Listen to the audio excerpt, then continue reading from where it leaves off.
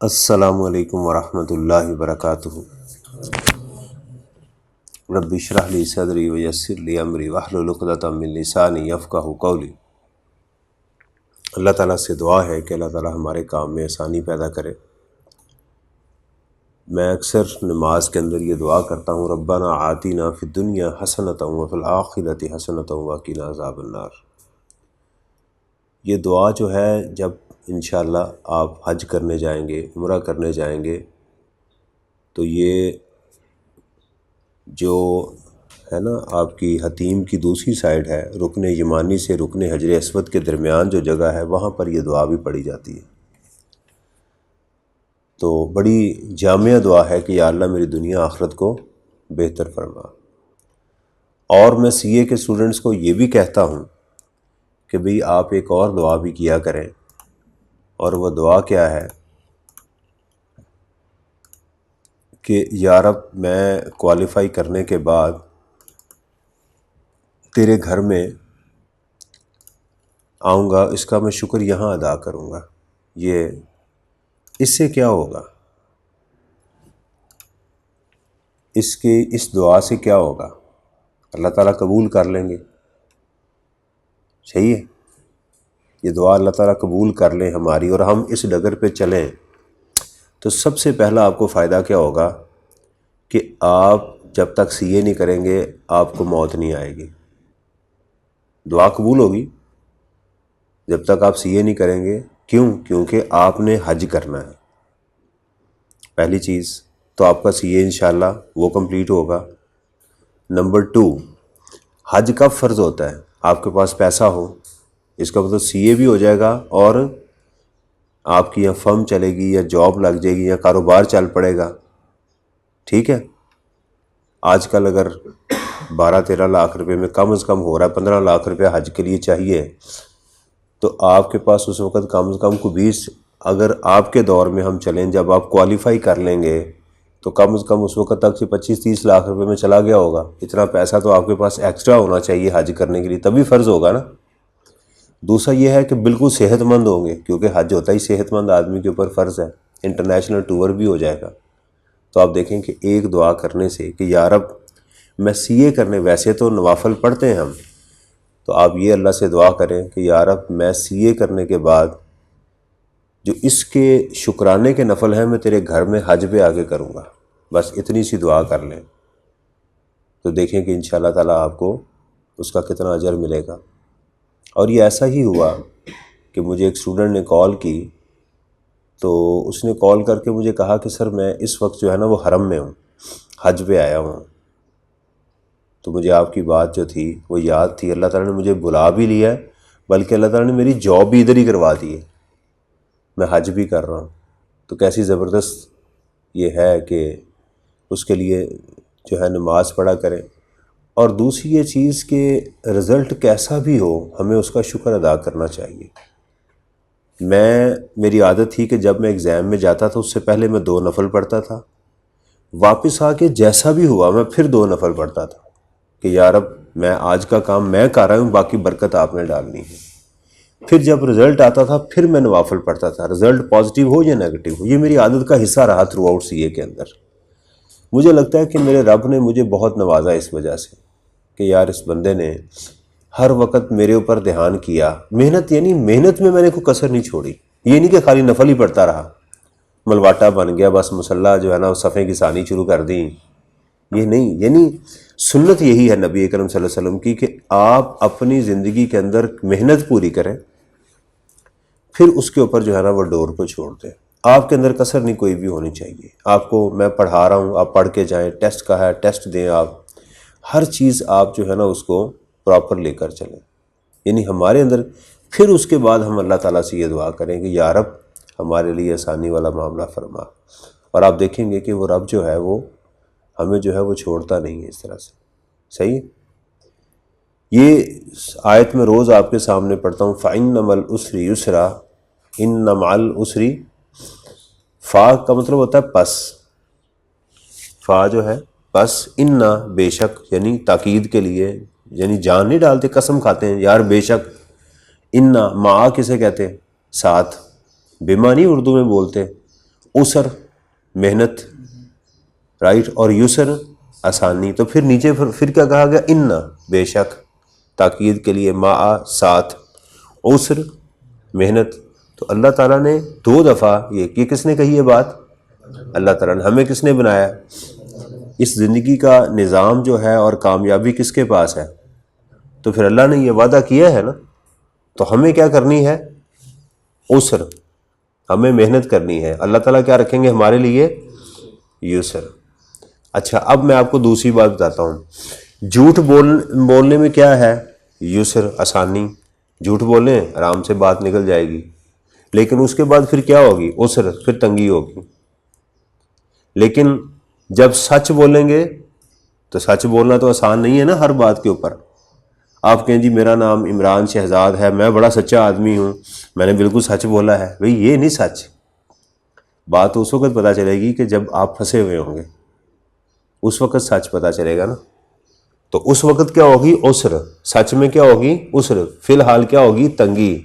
लेकिन अल्लाह ताला क्या फरमा रहे हैं, बाद में क्या मिलेगा, यूसर। सच बोलोगे तो आसानी मिलेगी, फिर अल्लाह ताला यही फरमा। तो ये बात आपने जहन में रखनी है। झूठ से हमने बिल्कुल जो है वो अपना करना। ये निकाह के टाइम के ऊपर भी ये आयात सुनाई जाती हैं, या अय्युहल्लज़ीना आमनुत्तक़ुल्लाह वक़ूलू क़ौलन सदीदन युस्लिह लकुम आमालकुम व यग़फ़िर लकुम ज़ुनूबकुम, कि या ईमान वालो जो अल्लाह से डरते हो, जो अल्लाह का तकवा रखते हो, जब भी बात किया करो तो क्या किया करो, सीधी किया करो, सदीदन। अल्लाह ताला ने क्या फरमाया, युस्लिह लकुम आमालकुम, तुम्हारे सारे काम मेरे ज़िम्मे, मैं सही करूँगा, परेशान नहीं होना, और पिछले गुनाह भी माफ़ कर दूँगा। वमन युतिल्लाह व रसूलहू फ़क़द फ़ाज़ फ़ौज़न अज़ीमा, और जिसने अल्लाह और उसके रसूल की इताअत की वो कामयाब हो गया।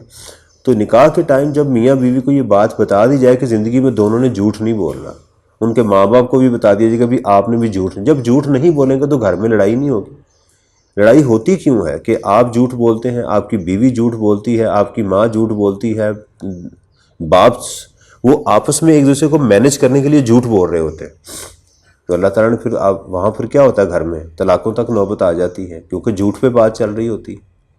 और फिर फरमाया कि वमन युतिल्लाह व रसूलहू फ़क़द फ़ाज़ फ़ौज़न अज़ीमा, जिसने मेरी और मेरे रसूल की इताअत की उसको बुलंद मुकाम अता कर दिया जाएगा। यानी ज़िंदगी में एक दूसरे का ख्याल करना, जो मैंने और मेरे नबी ने फरमाया है उसके मुताबिक चलना, तुम्हारे अंदर लड़ाई नहीं होगी। बाज़ का दिल पे गरां गुजरेगी बात, लेकिन काम ठीक हो जाएगा। ठीक है जी। अच्छा जी, अभी आज हम जो हमने पढ़ा है, मैंने कहा कि उसके आज हम क्वेश्चंस को देखते हैं कि भी हमारे पास जो क्वेश्चंस हैं वो क्या है।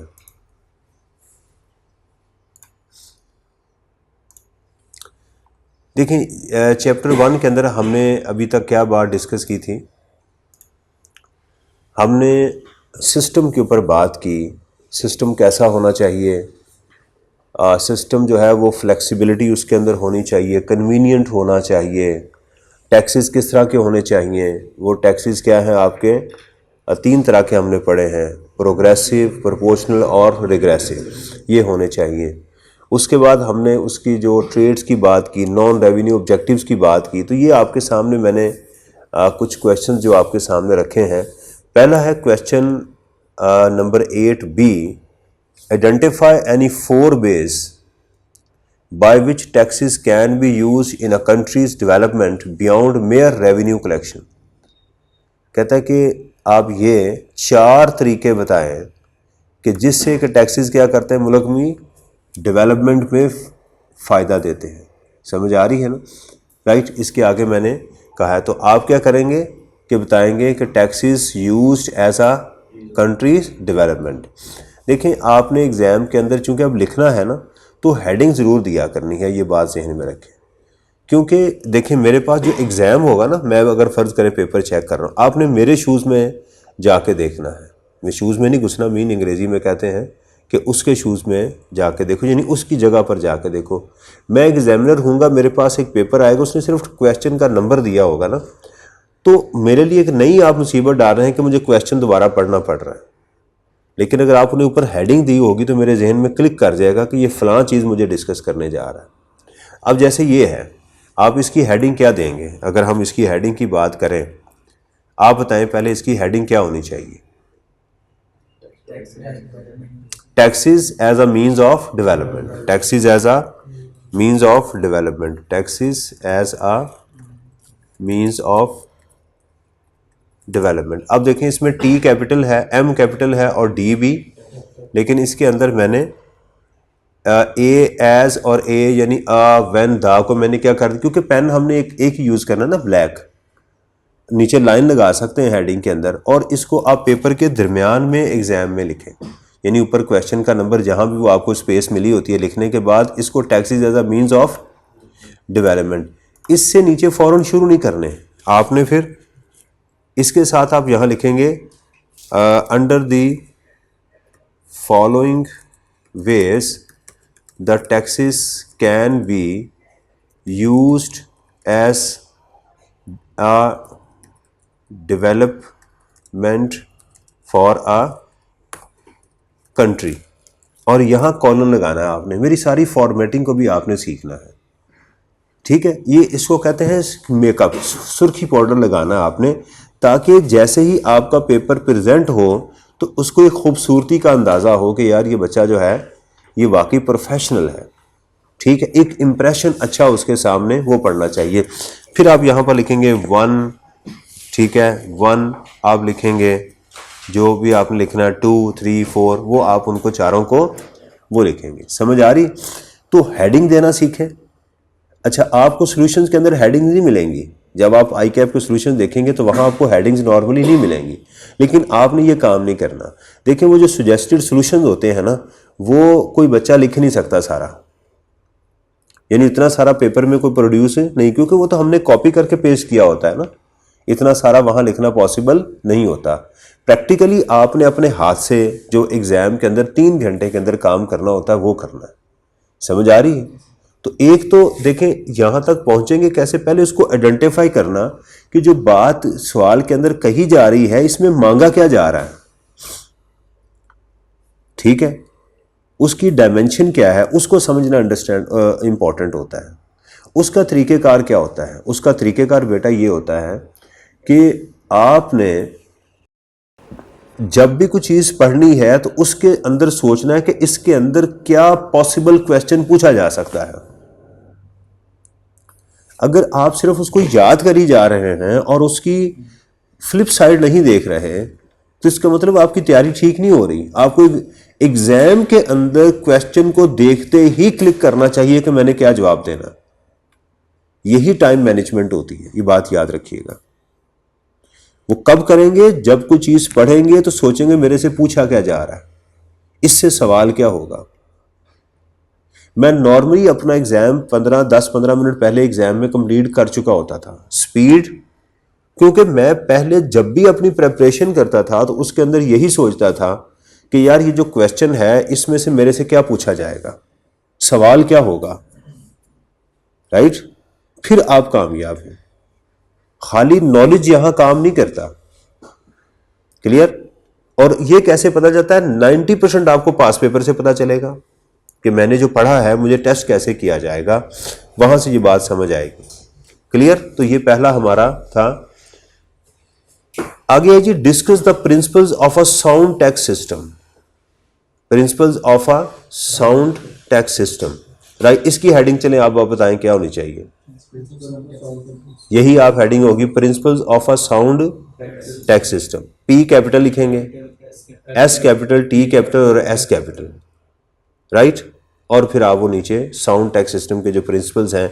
इसलिए देखेंगे मैंने जो आपको समरी दी है ना, ये समरी का मकसद ये है कि आपके जहन में उसको देखने के बाद आ जाएगा जी principles of a sound tax system, ये वाले हैं, ये 4 वाले हैं, मैंने ये लिखने हैं। 1, 2 followings are the principles of a sound tax system, ये होने चाहिए, राइट। ये जो development taxes as a development, right, तो ये हैं, ये होने चाहिए। उसकी आप 1, 2, 3, 4, 5 आप वो लिखें। ये इस तरह से चीज़ें आपने करनी है, ठीक है। हाँ जी, यानी कि किस मार्क्स की आपने कितना लिखना है? सर 8 मार्क्स से क्वेश्चन आया जी, तो अब कितना लिखोगे? अब जैसे ये होगा, ये 4-5 नंबर से ज़्यादा नहीं होगा, इतना ही होगा। अब 4 ही नंबर वो आपसे पूछ रहा है, तो इसका मतलब मुझे इसके ऊपर 4 लाइनें लिख देनी चाहिए। ये 1 2 3 4 5 6, ये 5 लिख दूँ या 4 तो कम से कम लिखूँ ना। उसने 4 कहा है, मैं 5 लिख दूँ। 4 कम से कम याद है वो लिख दूँ कि जी followings are the ways by which taxes can be use as a development. ये जिमिनाई आपकी हेल्प करेगा, जो आप उसके साथ कम्युनिकेट करेंगे ना, तो ये आपकी अंग्रेजी वो सेट करेगा, ये आपकी स्पीड को वो बढ़ाएगा। समझ आ रही है? मैं कहता हूँ 25% आपका जिमिनाई आपका लोड उठा लेगा अगर आप मेरी बात को फॉलो करेंगे। तो डेली अगर आप उसके साथ कम्युनिकेट करेंगे सिर्फ 15 मिनट्स, आप मुझे याद करेंगे कि यार हमारे इसी बात से ही आपके पैसे पूरे हो जाने, जो आपने फीस दी हुई है ना, इसी से आपके पैसे पूरे हो जाने। ठीक है, अच्छा आगे चलते हैं।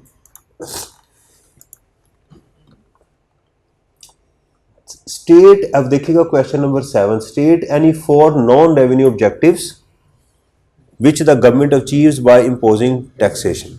कितने कहा उसने? 4 नॉन रेवेन्यू ऑब्जेक्टिव्स। तो इसकी हेडिंग क्या होनी चाहिए? इसकी यही होनी चाहिए, non revenue objectives of taxes. और डिस्कस एनी 3 प्रिंसिपल्स, फिर दोबारा आ गया। सही है, अच्छा जी। उसके बाद ये एक क्वेश्चन था ऑटम 24 क्वेश्चन नंबर ए। इसके अंदर उसने ये बात पूछी थी कि इसका मकसद क्या है। यहाँ उसने बजाय सवाल पूछने के उसने कुछ चीज़ें बताई कि इनका मकसद बताएं। इनका ये जो मैंने कितनी है आपको 10 नज़र आ रही हैं। इसका मतलब ये है कि अगर आप इस क्वेश्चन को देखेंगे तो या तो ये 8 नंबर का 10 नंबर का क्वेश्चन होगा या 5 का होगा। कैसे भाई? 10 इसके है ना, या तो आधे नंबर का एक हिस्सा होगा या एक का एक होगा। तो उसके अकॉर्डिंगली मैं उसके आगे वो लिखूंगा। जैसे कहते हैं जी high tax rate on import of goods, इसकी क्यों लगाए जाते हैं? To save the local industry, develop the local industry, दोनों रीजंस हो सकती हैं, राइट। अच्छा, जो सजेस्टेड सोल्यूशन होता है उससे लाजमी नहीं कि आप एग्री करें, तो आपकी कोई और रीजन भी हो सकती है उसके साथ। उसके बाद है zero rating under the sales tax act, right. इसको अगर हम देखें, ये आगे आएगा कि सेल्स टैक्स एक्ट जब हम पढ़ेंगे ना तो उसमें आएगा कि जो लोग आप जब एक्सपोर्ट करते हैं ना तो आपको टैक्स वापस हो जाता है, उसको जीरो रेटिंग कहते हैं। आएगा आके, अभी परेशान, क्योंकि ये पेपर में जब आता है ना तो उस वक्त आप सारा कुछ पढ़ चुके होते हैं, ठीक है। तो इसलिए आपको इससे परेशान होने की भी जरूरत नहीं है, ठीक है ना, क्योंकि ये कब पेपर पर आप देना है जब आप सारा कुछ पढ़ चुके होंगे। इसे देखें, decrease in sales tax rate, tax on cash deposit withdrawal by the non filer, introduction of tax holidays period for the, right. ये वो चीजें हैं जो आगे पोस्ट सिलेबस में वो आपको मिलेंगी। आगे देखिएगा, ये उसने ऑटम 2021 और 18 में 2 दफा क्वेश्चन आया हुआ है। Briefly explain indirect taxes applicable in Pakistan. कौन से हैं indirect taxes? Sales tax, FED और कस्टम ड्यूटी, ये तीनों क्या है?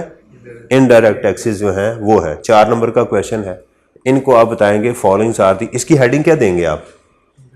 Indirect taxes, indirect taxes applicable in Pakistan, वो आप 3 बताएंगे और उनको हल्का हल्का एक्सप्लेन करेंगे, लंबा नहीं करनी बात, खींचनी, क्योंकि नंबर सिर्फ इसके कितने हैं? State 1 objective of tax laws in each of the following cases.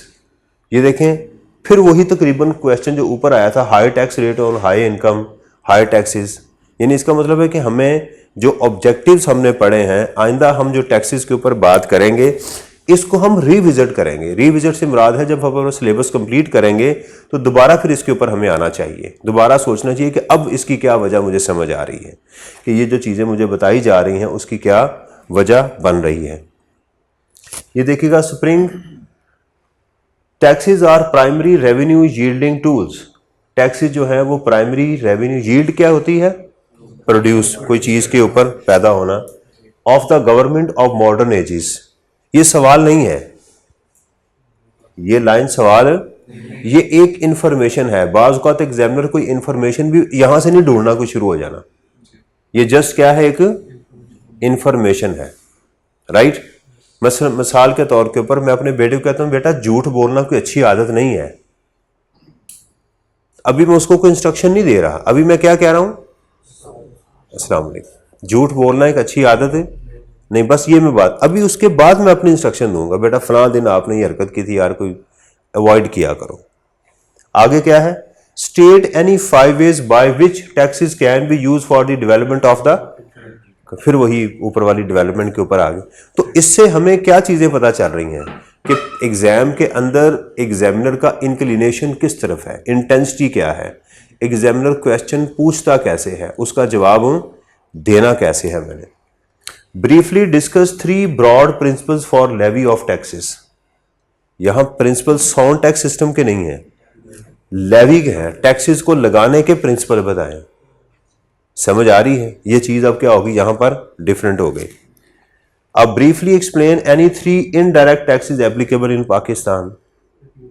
ठीक है, वही रिपीट हो रहा है कि इनडायरेक्ट टैक्सेस कौन से हैं, ये चीज। तो इससे हमें पता चल गया कि अच्छा, अब एग्जाम के अंदर एक और चीज मैं आपको बता दूं, आपने एक न्यूमेरिकल किया, दूसरा किया, तो आपने देखा कि जो पहला न्यूमेरिकल किया था उसकी 20% चीजें दूसरे न्यूमेरिकल में आ गई। फिर आपने आगे किया, पता चला कि अब दोनों न्यूमेरिकल्स की 40% चीजें आ गई। जूं आप न्यूमेरिकल करते जाएंगे तो आपका सैचुरेशन पॉइंट बढ़ता जाएगा। क्या होगा, सैचुरेशन पॉइंट से कहां तक रुकना है। मिसाल के तौर पे खालिद साहब की किताब के अंदर तो क्वेश्चन होंगे 20-20 सालों के, 10 सालों के, 15 सालों के। मैंने कहां रुकना है जाके, क्योंकि मेरे पास एक टाइम है ना। मैंने क्या कहा था, hard work with smart work. तो ये याद रखें, एग्जाम की स्ट्रेटजी क्या होती है कि जहां पर चीजें रिपीट होना शुरू हो जाएं तो वो सैचुरेशन लेवल आ जाता है। क्या कहा मैंने, अगर चीजें अभी भी रिपीट नहीं हो रही तो मेरा अभी सैचुरेशन लेवल नहीं है। स्टूडेंट पूछते सर कितने पेपर कर लूं, मैं कह डिपेंड्स कि जिस एरिया को आपने किया है उसमें वैरायटी एग्जामिनर ने कितनी टेस्ट की है। समझ आ रही है, जो अवेलेबल डेटा आपके पास मौजूद है उसके अंदर हमने उसको आगे लेकर चलना होता है। मैंने आपको शुरू में बताया था कि जो टिप्स आपको दूं, जो आपने थ्रू आउट सीए के अंदर इसको याद रखना है। सिर्फ आपने टैक्स के लिए नहीं बल्कि थ्रू आउट आपने इस स्ट्रेटजी को अडॉप्ट करना है। ये फ्री ऑफ जो है ना वो कॉस्ट सर्विसेज आपको प्रोवाइड कर रहा हूं। राइट, सही है। चल, कोई सवाल हो यहां तक तो मेरे से पूछ लें।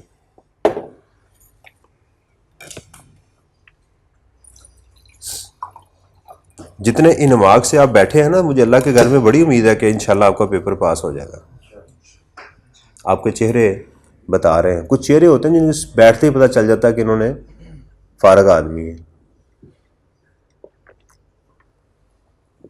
इंशाल्लाह। हाँ जी, किसके, जैसे लिखा ना 3 ब्रॉड प्रिंसिपल जो है लेवी ऑफ टैक्सेस।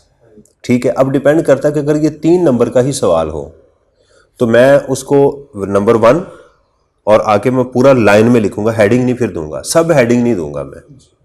दूसरा, तीसरा, चौथा, 3 लाइनें लिख के क्लोज कर दूंगा, क्योंकि 3 नंबर है, मुझे टाइम भी तो मैनेज करना है ना। जैसे ऊपर उसने पूछा जी इनडायरेक्ट टैक्सेस क्या है और हर एक को एक्सप्लेन करें, तो फिर मुझे क्या करना है कि तीनों इनडायरेक्ट टैक्सेस के ऊपर हेडिंग दे के तीनों को मैंने उसके अंदर एक एक तो पैरा लिखना है, बात करनी है। समझ आ रही है ना। तो ये चीज़ होती है, डिपेंड करता है कि मेरे से कितने मार्क्स मुझे वो दे रहा है। क्या मुझे सिर्फ लाइनों में लिखना है या उसके साथ कोई और डिस्कशन भी करनी है। ठीक है, वो आपको पता चलेगा, लेकिन मैनेज होना चाहिए। अगर आपको चीज़ बहुत ज़्यादा आती है तो वो बहुत ज़्यादा नहीं करनी, वो हमने उसके अकॉर्डिंगली ही मार्क्स के मुताबिक ही करनी है। फाइन, क्लियर होगी बात। सैचुरेशन लेवल सोचना है, न्यूमेरिकल कितने करने हैं, कहाँ तक मैंने जाना है। अच्छा, जब सैचुरेशन लेवल आ जाए तो उसके बाद सिर्फ हम रीड फिर करते हैं। जैसे न्यूमेरिकल है, आपको समझ आ गई कि यार मेरा अब सैचुरेशन लेवल ने तमाम वैरायटी कर ली हुई है, तो फिर बाकी अच्छा फिर आप क्या करते हैं, न्यूमेरिकल को रीड किया जाता है। अच्छा यार ये था, ये तो सेल हो गई, ये हो गई। फिर हम उसको जहां पर आपने एक न्यूमेरिकल के ऊपर आधा घंटा लगाया, 40 मिनट लगाए, अब आप तो कितने मिनट लगा रहे हैं, 10 मिनट, कि यार कोई नई वैरायटी तो नहीं आ रही मेरे पास। वो चीज़ आपने फिर वो करनी है। और उस न्यूमेरिकल के अंदर आपने 1 या 2 न्यूमेरिकल ऐसे आइडेंटिफाई कर लेने हैं जो आपने एग्जाम वाले दिन करने हैं, वो इसी वक्त कर लेने हैं। क्योंकि हम जब एग्जाम में जाएंगे तो उससे एक दिन पहले जो हमने न्यूमेरिकल करने हैं, एक सेल्स टैक्स का, एक इनकम टैक्स का और एक उसका बिजनेस का और एक सैलरी का, तो आप उसी वक्त आइडेंटिफाई कर लेंगे कि उस दिन मैं ये वाला करूंगा, क्योंकि एग्जाम से पहले कोई नया न्यूमेरिकल नहीं किया जाता, वो बेवकूफ़ी होती है। उस वक्त हमने वही करना होता है जो ऑलरेडी हम कर चुके होते हैं।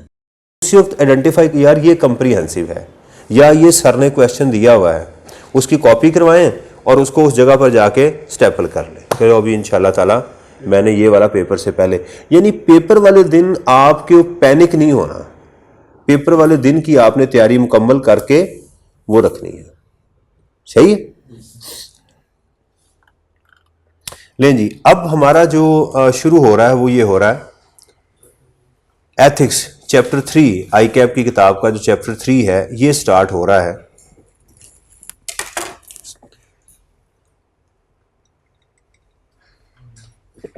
अगर आप मेरे से क्वेश्चन नहीं करेंगे तो मुझे दो बातें समझ आएंगी, या तो आपको समझ आ गई है या लग समझ गई। सही है? तो अब अगर आप मेरे से क्वेश्चन नहीं करेंगे तो मैं क्या समझूंगा कि आपको समझ लग गई है। अब मेरा इसमें कोई नहीं है। Now the ball is in your court, you have to play. आपने खेलना है, मैंने नहीं, फिर आपने खेलना है। राइट?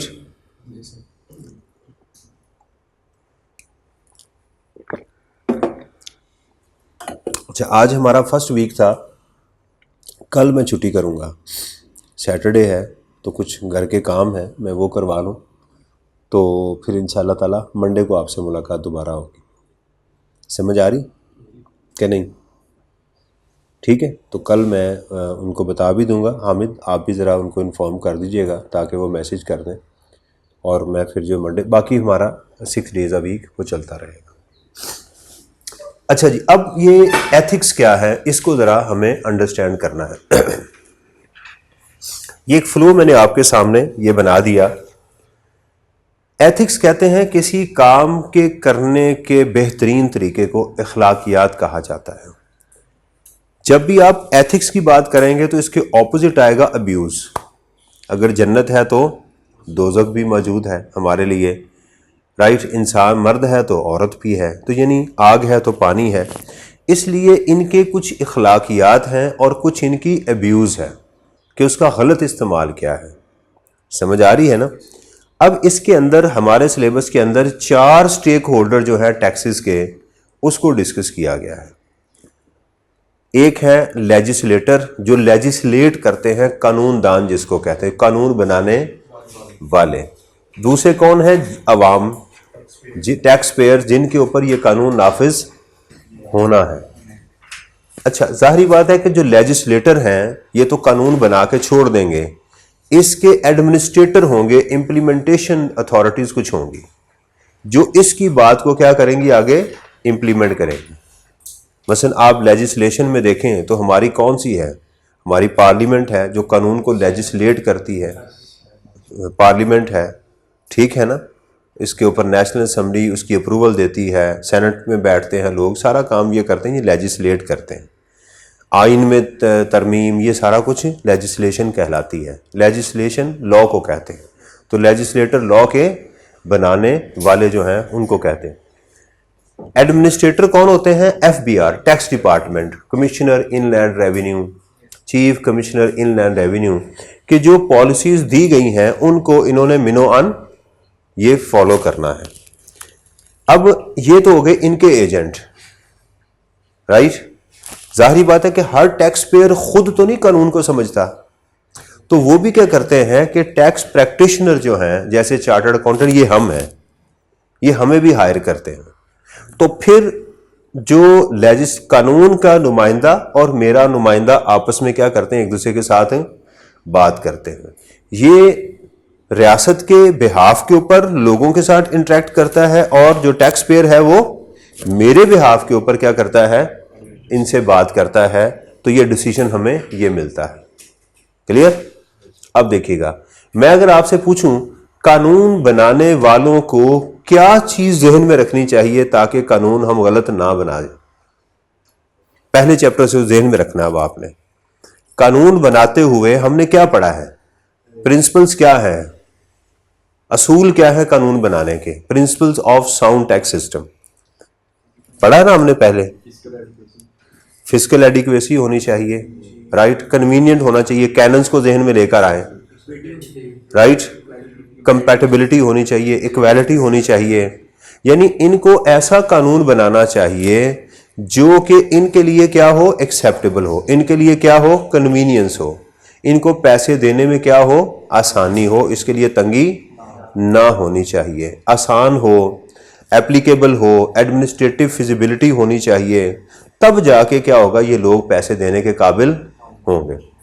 अब जब ये अपनी पावर्स इनको देंगे, एफबीआर को, कमिश्नर को, तो इनको क्या करना चाहिए, इनके अखलाकियात क्या है? हाँ, इनको इंसानों की तरह, बंदे के पुत्रों की तरह अवाम के साथ डील करना चाहिए। इनका ऑब्जेक्टिव सिर्फ ये होना चाहिए, टैक्स कलेक्ट करना किसके लिए, रियासत के लिए, अपने घर को ना रियासत डिक्लेयर करने। समझ आ रही है कि जनाब अली ये क्या करते हैं फिर उर्फिया? हाँ जी, नहीं, टैक्स जो ओरिजिनली जाता है वो कानून रियासत के पास जाता है, इनके पास नहीं जाता। हाँ, इनका काम क्या है, कानून, अच्छा कानून इनको कुछ अथॉरिटीज देता है, कहीं हार्डशिप की अथॉरिटीज देता है, कहीं उनको फ्लेक्सिबिलिटी की भी अथॉरिटीज देता है। मिसाल के तौर पे इसके पास एक अथॉरिटी होती है कि ये टैक्स की किस्तें बना सकता है। ये क्या कर सकता है, टैक्स की किस्तें। एक बंदा आया, उसके पास सिर्फ 1 करोड़ रुपया, 10 मिलियन उसके अकाउंट में पड़ा हुआ है।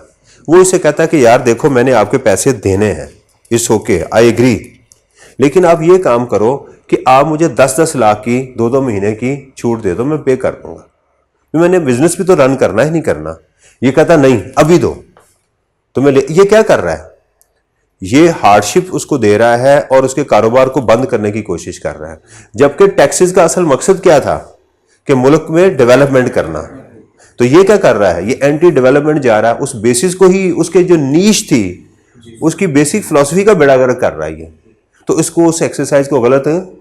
हाँ, अगर एक शख्स जो है वो पाकिस्तान से बाहर जा रहा है, जी मैं आपसे मिल लूं, अच्छा हमारे, ठीक है, मेरे पास आपका कांटेक्ट है? नहीं है, मैडम के पास है, जमील साहब के पास है, मेरा कांटेक्ट पे आपने मुझे मैसेज कर देना बस, सही है? मैं आपके फ़ोन पे बात करूंगा। समझ आ रही? तो ये क्या है कि इनको क्या करना चाहिए कि अपनी पावर का मिसयूज नहीं करना चाहिए। तो पहले इनके कुछ इखलाकियात हैं और क्या है, इनके कुछ एब्यूज़ भी हैं। एब्यूज़ क्या है कि लोगों को डरा के उनसे गिफ्ट लेंगे, वो गिफ्ट नहीं होगा, वो क्या होगी, रिश्वत होगी, राइट। उनसे अपने पर्सनल बेनिफिट लेंगे, उनकी सिक्रेसी जो है वो उसको आगे जाके डिक्लेयर करेंगे, लोगों को तंग करेंगे। समझ आ रही है ना?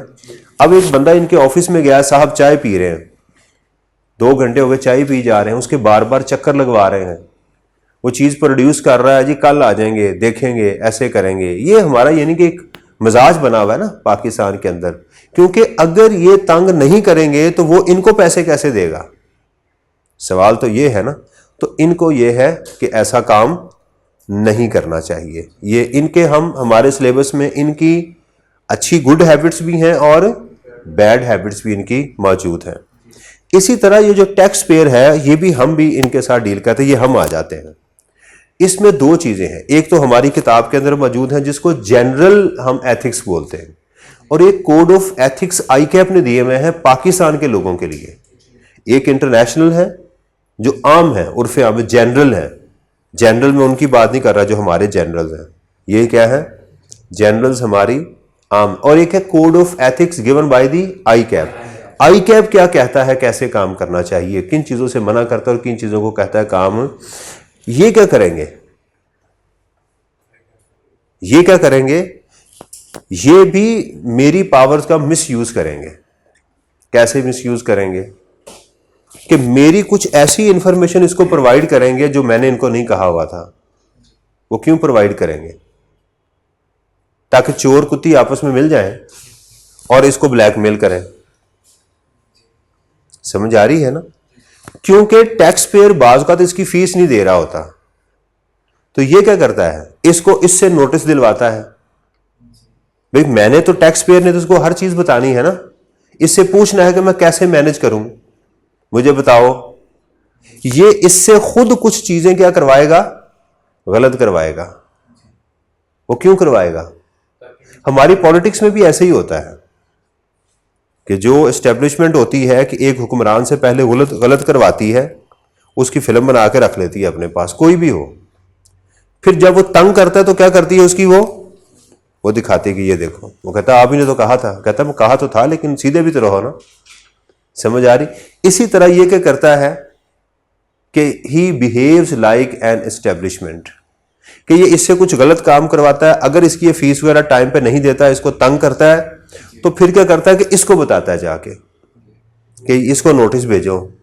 जब इसको नोटिस आता है वो फिर इसके पास आता है, इसको आके कहता है कि साहब यार ये नोटिस आ गया। कहता फो यार उसको कैसे पता चल गया यार, ये वैसे बड़ी यार हमने तो बड़ी छुपाई थी इन्फॉर्मेशन, बता के खुद आया। कहता है असल में पता क्या है, कमिश्नर के पास ना पावर्स है कि आपके अकाउंट को देख सकता है। उसने आपके अकाउंट को देख लिया, अब क्या करें? कहता सर जी बताएं, अब जो है ना 50 लाख का नोटिस आ गया हुआ है, अब क्या करें? कहते कोशिश करते हैं यार कोई बात मिलती जुलती हम इसके साथ कर लेते हैं। अब इसके साथ उसने क्या बात, उसने इसको कह दिया होता है कि यार जो डील होगी मुझे 5 लाख रुपया चाहिए बस, बाकी तुम्हारा। वो कहता ठीक है जी, आपको हम पैसे मिल जाएंगे। तो इसको आके बताता है कि सर जी अब तो गुजारा नहीं है, अब तो आपका कारोबार भी सील हो जाएगा, ये हो जाएगा। उसको जो है ना बेचारे की फुल इसको पंप कर छोड़ता है। ये क्या करता है फिर वो फिर से कहता है यार मनाओ। कहता है भाईजान देखो, ऐसे ही एक दिन फिर इससे मिलता कोई नहीं है, उसे जाके क्या कहता है, वो आज गया था भाईजान, वो नहीं मान रहा, बल्कि वो कह रहा है कि मैं आपकी और भी छानबीन करूंगा। कहता है यार आपकी मेहरबानी है। कहता तुम्हारा ECL में भी नाम डाल देंगे, तुम्हारे बच्चों को उठा के ले जाएंगे। वैसे उसको खाम खा जनाब जितना भी, यानी जितना इसको आग लगाएगा गर्म करेगा उतने पैसे आसानी से। वो कहता है अच्छा यार। कहता देखो पैसे तो जमा करवाने पड़ेंगे डिपार्टमेंट को। कहता कितने? कहता मैं कोशिश करता हूँ कि 20 लाख के दरमियान में हो जाए, कोई 10 लाख रुपये रिश्वत भी देनी पड़ेगी। कहता नहीं यार। कहता 20 लाख रुपये बच भी तो रहा है ना। कहता नहीं यार ये तो बहुत ज़्यादा है, कोई और बात करो। ये करता कराता कोई उसको 15 लाख रुपए में चक्कर लगवा के 15 लाख रुपए में ले आता है। 3-4 लाख रुपया वो टैक्स में जमा करवा देते हैं, राइट। कोई इसको कहता है कि सर जी वो तो मरिया पिया, उसको तो पैसा कोई नहीं गा, राइट। कहता यार अब मैं तुमसे बात हुई है 5 लाख रुपये। कहता जी 5 लाख तो नहीं वो देगा। वो कहता जाओ फिर जो करना कर लो। इसको तड़ी लगाई जाएगा, इनको आपस में मिलने नहीं देगा। तो इससे क्या करेगा, 10 लाख रुपया रिश्वत लेगा, कोई 5-1 लाख रुपया डिपार्टमेंट को जमा करवा देगा, और उस 10 लाख में से कोई 2-3 लाख रुपया इसको दे देगा, बाकी 6-7 लाख रुपया अपनी जेब में लगवा देगा। ये भी खुश, ये भी खुश, और ये भी खुश। और कौन खुश? रियासत भी खुश, उसको भी मिल गया ना, उसको तो मिलना ही कुछ नहीं था। तो इसकी उस मिस कमिटमेंट के साथ क्या हुआ कि चारों पार्टीज खुश हो गई। तो ये इसको अवॉइड करना चाहिए, एहतियात करनी चाहिए। फिर इसके जो कोड ऑफ एथिक्स हैं इसमें यह भी बताया गया है कि अगर आप किसी का इंटरनल काम कर रहे हैं तो फिर उसका एक्सटर्नल काम नहीं करें, क्योंकि आपके पास उसकी इनसाइड इंफॉर्मेशन होगी। अब क्लियर हुई है बात? अब आते हैं हमें क्या करना है, आप ये बताएं। हमें टैक्स क्यों देना है? कंट्री की डेवलपमेंट के लिए। कि देखें ज़कात क्यों देते हैं, आप मुझे बताएं। अल्लाह खुश होगा, लेकिन उसके अलावा हमारा सोसाइटी के ऊपर भी एक हक है जिसको हम इस्तेमाल कर रहे हैं। उसकी सस्टेनेबिलिटी के लिए भी हमने काम करना होता है, ये इंसान के अंदर जिबिल्लत है। तो मुझे सोसाइटी की वेल बीइंग के लिए काम करना है कि यार मैं पैसा दूंगा तो मेरा वो भाई जो है, जो बेचारा इस वक्त गरीब है, उसका घर भी चलेगा। आप अगर अपने घर में जो काम करने वालियां होती हैं, काम करने वाले लोग आते हैं, उनका ख्याल नहीं करेंगे तो आपके घर में डकैती किस दिन जरूर करवा देंगे, वही करवाएंगे। क्योंकि उनको नजर आ रहा होगा ना कि यार मेरा बच्चा जो है वो तो डेली उसको मैं 10 रुपये देता हूं, इसका बच्चा 500 रुपये की चीज लेके आता है, आधी खाता आधी जो है ना डस्टबिन में फेंक देता है। तो उसको तकलीफ होगी ना। तो इसलिए हमें सोसाइटी का भी ख्याल साथ करना पड़ता है। ये चीज़ें हमारी इसके अंदर हमारे सिलेबस में 4 चीज़ें शामिल हैं, चारों के एथिक्स। और इसके अंदर जो सबसे ज़्यादा उसका फोकस रहा है ना एग्जामिनर का, वो रहा है इस एरिया के ऊपर। क्यों? देखिए, एग्जाम का मकसद सिर्फ एग्जाम ही नहीं होता, इसके पीछे आई कैप का एक ऑब्जेक्टिव भी होता है। आपको मुतालिया पाकिस्तान में जितनी जंगें बताई गई हैं उसका मकसद पेपर लेना नहीं होता, आपके दिमाग में कोई एक इमेज डेवलप करना होता है। तो आज इस एरिया के ऊपर फोकस करके हमारे जो आप लोग हैं, आप जब फील्ड में जाएंगे तो आपको उन इखलाकियात के ऊपर काम करवाना होता है कि इससे बाज रहो, इस तरह की हरकतें, तो वो हमें जहन में होनी चाहिए। तो ये इसका एक ऑब्जेक्टिव है।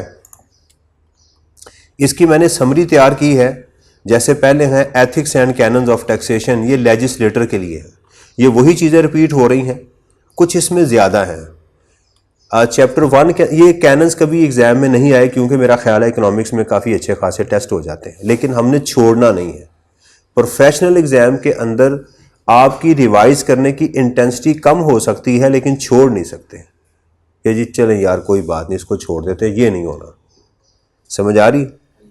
इसमें क्या है, कैनन्स ऑफ इक्विटी है, ये किसके पढ़ रहा हूं? नंबर 1 लेजिस्लेटर की। Taxes should be proportional to income, certainty, convenience, economy, productivity, elasticity, simplicity, diversity. Equity क्या कहती है? अमीरों से ज्यादा गरीबों से कम लें। Certainty, time, amount, manner, person should be certain. Convenience, mode, timing, payment convenient होनी चाहिए जिससे लोग कंफर्टेबल हों, उनको तंग नहीं करना। इकोनॉमी, टैक्स को कलेक्ट करने का खर्चा कम अज कम होना चाहिए। प्रोडक्टिविटी, फिस्कल एडिक्वेसी को प्रोडक्टिविटी भी कहते हैं। फिस्कल एडिक्वेसी क्या होती है कि जो पैसा आप कलेक्ट कर रहे हैं वो खर्चे पूरे होने के लिए होना चाहिए, लेकिन अगर आपके एक्सपेंसेस कम होंगे और आपका जो है वो रेवेन्यू ज़्यादा होगा तो फिस्कल सरप्लस पैदा होगा। लेकिन अगर क्या होगा, एक्सपेंसेस ज़्यादा और रेवेन्यू कम होगा तो फिस्कल डेफिसिट क्रिएट हो जाएगा। तो प्रोडक्टिविटी क्या है कि आपका जो टैक्सेस हैं वो आपकी ज़रूरियात को मीट कर लें। इलास्टिसिटी, इलास्टिक होना चाहिए। इलास्टिक क्या होता है? जिसको बचपन में नहीं लास्टिक कहते थे, बच्चों को लास्टिक पहनाते हैं, नाड़ा नहीं देते ना बच्चों को, लास्टिक देते हैं। तो जो बहुत ज़्यादा बच्चा जो है वो मुंह में उंगली डालता रहे, उसका लास्टिक ढीला कर देते हैं। वो क्यों करते हैं? ताकि वो सिर्फ अपनी पजामे को बेचारा सारा दिन फिर पकड़ के रखता है, इसलिए फिर वो मुंह में जो है ना वो करते हैं कि दांत टेढ़े कर लेते हैं ना बच्चे अपने मुंह में अंगूठा डाल डाल के, तो दांत भी टेढ़े कर लेते हैं और उनका मुंह भी टेढ़ा हो जाता है। उसके लिए फिर हकीम क्या कहते हैं उनको कि इसका नाड़ा, इसका लास्टिक क्या कर दो, ढीला कर दो। सारा दिन फिर बेचारा फिर उसी को उठा के फिरता रहता है और उसकी आदत जो है वो, तो लास्टिक समझ आ गई? इंग्लिश में, पंजाबी में हम इसको लास्टिक कहते हैं और इंग्लिश में इसको इलास्टिक कहते हैं। कि सिस्टम क्या होना चाहिए, इतना इलास्टिक हो कि ज़रूरत के वक्त वो एक्सपैंड कर जाए और ज़रूरत के वक्त वो कम हो जाए। ये इसकी जो है वो चीज़ चल रही होती है। सिंप्लिसिटी, जितना सिंपल हो सके इसको रखें, इसको कॉम्प्लेक्स बनाने की कोशिश ही। अगर आप इसको कॉम्प्लेक्स बनाएंगे तो उससे नुकसान क्या होगा कि जो एडमिनिस्ट्रेटर है वो इसका फायदा उठाएगा, वो लोगों को तंग करेगा ना। जितना सिंपल होगा उतना लोग आसानी से टैक्स को दे देंगे। डाइवर्सिटी नहीं, मुख्तलिफ एक ही टैक्स के ऊपर। देखें इस वक्त यूएई के अंदर और जो है वो सऊदीया के अंदर डाइवर्सिफिकेशन नहीं है। डाइवर्सिफिकेशन वो एक ही होती है, वहाँ एक ही वैट लगा हुआ है। फिलहाल पाकिस्तान में डाइवर्सिफिकेशन है, राइट। इनलैंड रेवेन्यू लगा हुआ है, क्या है उसमें? Income tax, sales tax, FED और सीवीटी और कस्टम ड्यूटी, 5 टैक्सेस हैं। ये होता है डाइवर्सिफिकेशन कि ये भी एक कैनन है कि ज़्यादा से ज़्यादा टैक्स लगाएं। अभी इसको मैं ओवरऑल आपको ओवरव्यू दे रहा हूँ। Ethics for tax legislator, tax system should be in line with the canon of taxes. System should be discriminatory in any aspect. Discrimination कहते हैं इम्तियाजी सलूक। जैसे एक दफ़ा एक हमारे प्रेसिडेंट ने क्या किया उसने BMW के ऊपर किसी एक दिन ड्यूटी कम कर दी, और जैसे ही वो BMW, उसका दामाद था गालबन, जो अखबार में रिपोर्ट आई, तो अगले दिन फिर ड्यूटी लगा दी। तो ये डिस्क्रिमिनेशन थी। कानून कैसे बनाया उसने? किसी खास बंदे को फायदा देने के लिए। तो ये नहीं होना चाहिए। डिस्क्रिमिनेशन, इम्तियाजी सलूक नहीं होना चाहिए। जो खिलाफ हैं, हमारे जो बुजुर्ग हैं, जैसे हजरत उमर फारूक रज़ी अल्लाह ताला अन्हु थे, उन्होंने क्या कहा कि भी मैं हुक्मरान हूं, बादशाह हूं, लेकिन आप मेरे से सवाल। तो एक आम बुजुर्ग ने उठ के क्या कहा कि ये जो आपने कपड़े पहने हुए हैं ये आपको पूरे नहीं आते, ये आपको तो हर एक को एक एक जोड़ा मिला, तो आपने डबल पहना हुआ। तो उन्होंने उसको जवाब दिया। अगर आज के दौर में होंगे तो ऐसे ही होगा। हुक्मरान से आप सवाल कर लें तो आपको वो जवाब देंगे, दे देंगे ना जवाब। वो कहेंगे हमारी तरफ से जवाब ही है, जवाब ही जवाब है।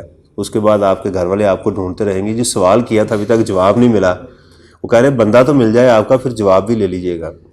तो ये है कि कानून ऐसा नहीं होना चाहिए जिसके अंदर क्या हो, डिस्क्रिमिनेशन हो, वो नहीं होना चाहिए। अच्छा जी, for collection of revenue to run and, तो इसका मकसद क्या होना चाहिए? आपका जो भी कानून बताएं उसका मकसद एक ही होना चाहिए कि हमने गवर्नमेंट को फायदा देना है।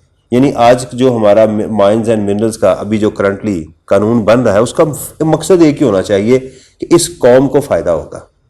जो भी कानून बनाए उसका मकसद किसी को फायदा देना या किसी को खींचना नहीं होना चाहिए। उसका एक ही मकसद होना चाहिए कि इस मुल्क के लिए हमने क्या करना है, वो फायदा दे। अल्टीमेटली आपको ऑब्जेक्टिव कानून बनाते हुए एक ही होना चाहिए कि इस मुल्क का उसमें फायदा होगा।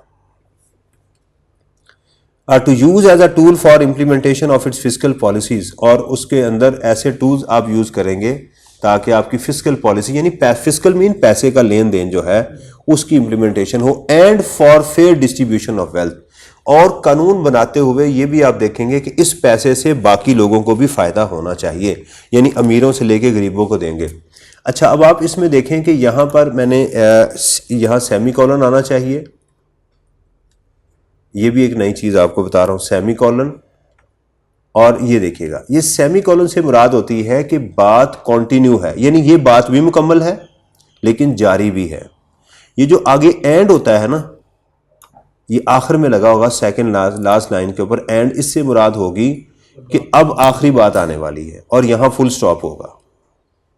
सही है? आपको ये चीजें बता के गुस्ताखी तो नहीं कर रहा, क्योंकि कानून का हिस्सा है ना, मैंने तो पढ़ाना है।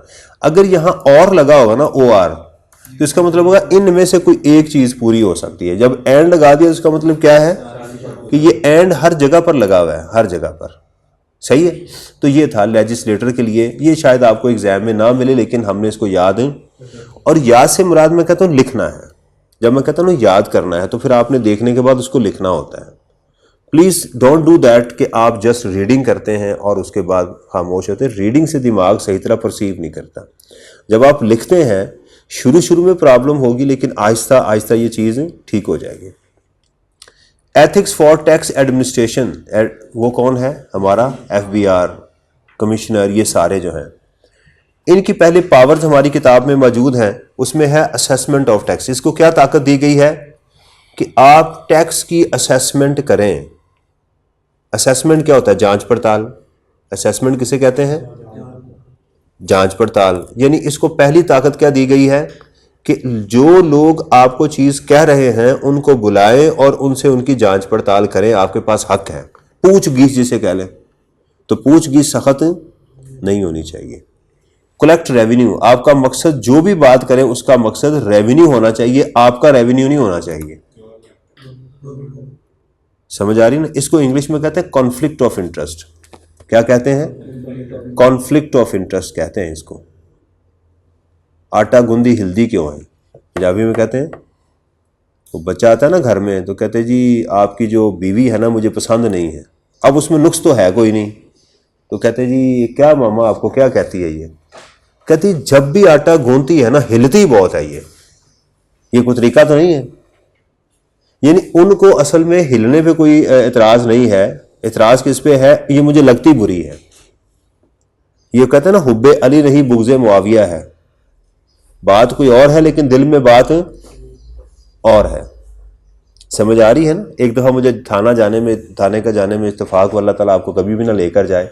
अच्छा, बाहर के मुल्कों में मैं कभी थाने में गया हूं तो इतनी रिलैक्सेशन होती है कि आप सोच नहीं सकते। आप अपने आप को सेफ फील करते हैं। जैसे ही पुलिस वाले को देखते हैं, यकीन करें सुकून होता है, आप एकदम रिलैक्स हो जाते हैं, क्योंकि आपको पता होता है कि ही विल प्रोटेक्ट मी। और यहां थाने में जाके ऐसे फील होता है कि इससे कौन बचाएगा।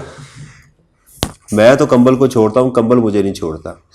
जब तक उसने मेरे से कोई अपना फायदा नहीं ले लिया ना, तो मुझे वो कहता था ऐसे करते हैं।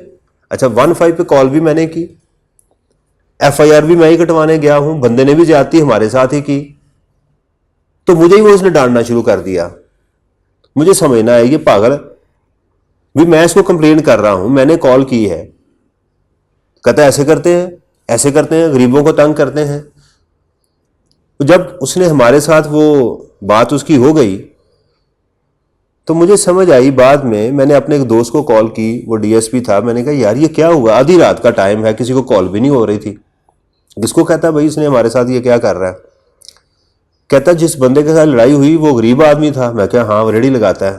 तो कहता कस्टमर उसके तुम थे, उसको तो नहीं उसने खींचना था, ये पैसे तो तुमने देने हैं ना। समझ आ रही है, क्लियर, इसलिए तुम्हें खींच रहा था। और जैसे ही वो उसकी कोई सही हुआ हमारे साथ, उसके बाद जनाब सर कैसे हैं, ख्याल किया करें अपना, इन दफ़ा करें, इन लोगों के साथ मुंह ना लगाया करें, चवल आदमी है। अब उसके उलट हो गया।